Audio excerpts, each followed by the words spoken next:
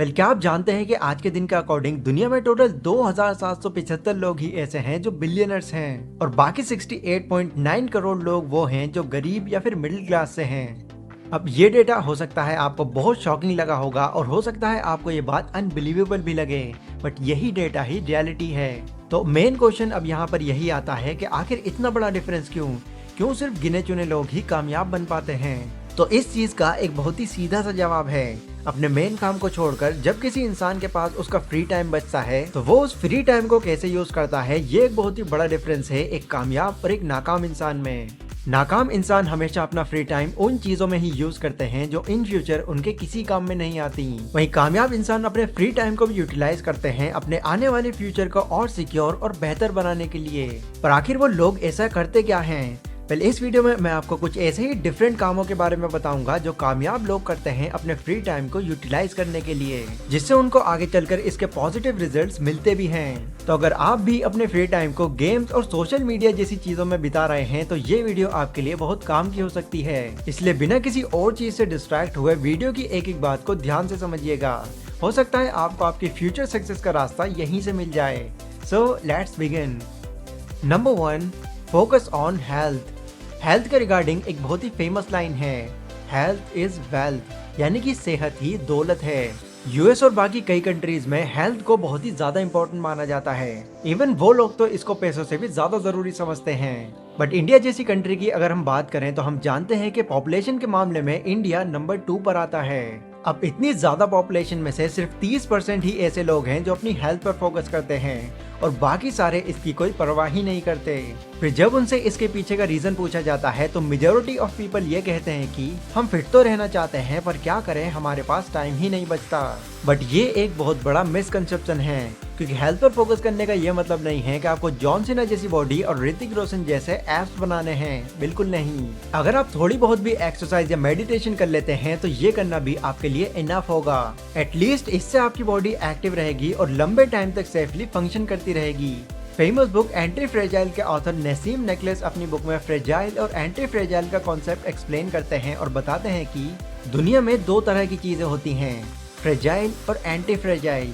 Fragile यानी कि वो चीजें जिस पर अगर आप कोई प्रेशर देते हैं तो वो फौरन टूट जाएगी, बट वो चीजें जो प्रेशर देने के बाद भी और ज्यादा मजबूत हो जाती हैं वो एंटी फ्रेजाइल होती हैं। आप अपना फोन लेते हैं और उस पर जोरदार डंडा मारते हैं तो वो फोन आपके एक शॉट में ही टूट कर चकनाचूर हो जाएगा। बट वहीं अगर आप अपनी बॉडी पर डंडा मारते हैं तो यस नो डाउट आपको उस वक्त बहुत दर्द होगा, पर रोज रोज अगर आप इसी सेम एक्टिविटी को रिपीट करते रहेंगे तो एक दिन ऐसा भी आएगा जब आप पर उस डंडे का कोई भी असर नहीं होगा। क्यों? क्योंकि हमारी बॉडी एंटी फ्रेजाइल है। इस पर अगर आप कोई प्रेशर डालने की कोशिश करोगे तो ये और मजबूत हो जाएगी। अब इससे मेरा ये मतलब नहीं है कि आप अपनी बॉडी पर डंडे मारना शुरू कर दो। ये तो बस एक कॉन्सेप्ट है जो ये बताता है कि अगर आप अपनी हेल्थ पर थोड़ा ही सही पर ध्यान देना शुरू कर देते हैं तो ये आगे चलकर हमारी बॉडी के लिए बहुत बेनिफिशियल साबित हो सकता है। और जैसा कि मैंने अभी बताया, इसके लिए आपको हेवी वर्कआउट ही करना होगा, ऐसा जरूरी नहीं है। सिर्फ 20 से 30 मिनट की एक्सरसाइज भी इनफ होगी आपकी बॉडी को लंबे टाइम तक मेंटेन करके रखने के लिए। Number 2, learn new skills.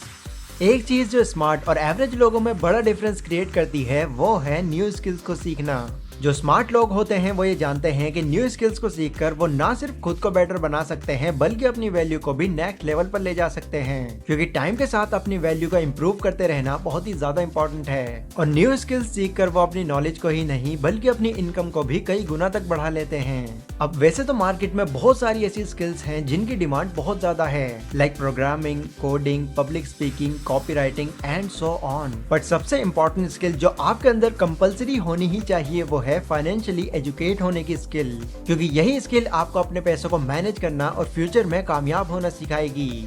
Number 3, read books. दुनिया में जितने भी सक्सेसफुल या अल्ट्रा सक्सेसफुल लोग हैं वो इसलिए इंटेलिजेंट नहीं है कि उन्होंने सारी चीजों का खुद ही पता लगा लिया, बल्कि वो इसलिए सक्सेसफुल हैं क्योंकि उन्होंने अपने कामयाब होने का राज उन लोगों से सीखा जो ऑलरेडी उस गोल को अचीव करके उस पर बुक लिख चुके हैं।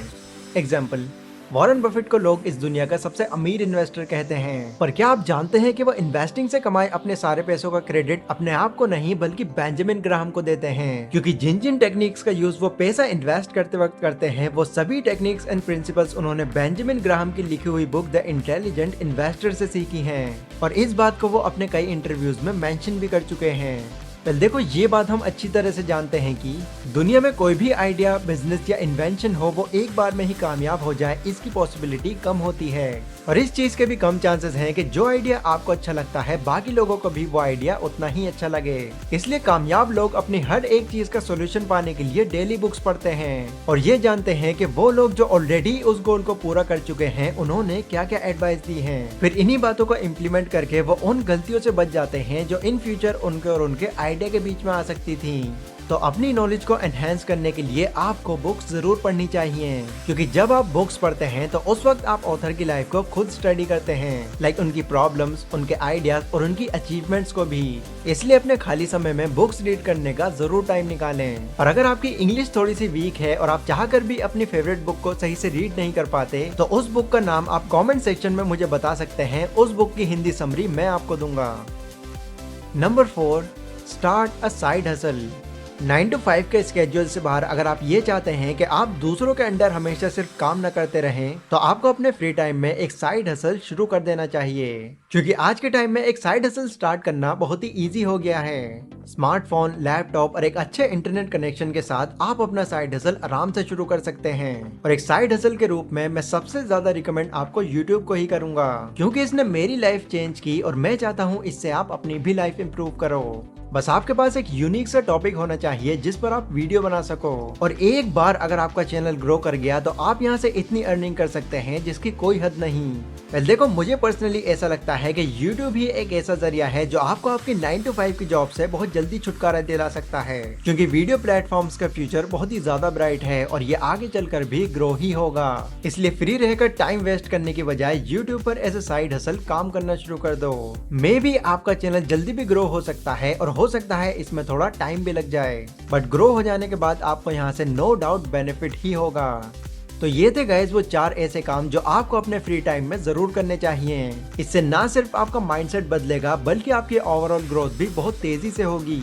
ये वीडियो अगर आपको थोड़ी भी इन्फॉर्मेटिव लगी हो तो इसको लाइक और शेयर जरूर करें। तो आज की वीडियो में बस इतना ही, मिलता हूँ अपनी अगली वीडियो में, तब तक के लिए stay safe, stay healthy, take care.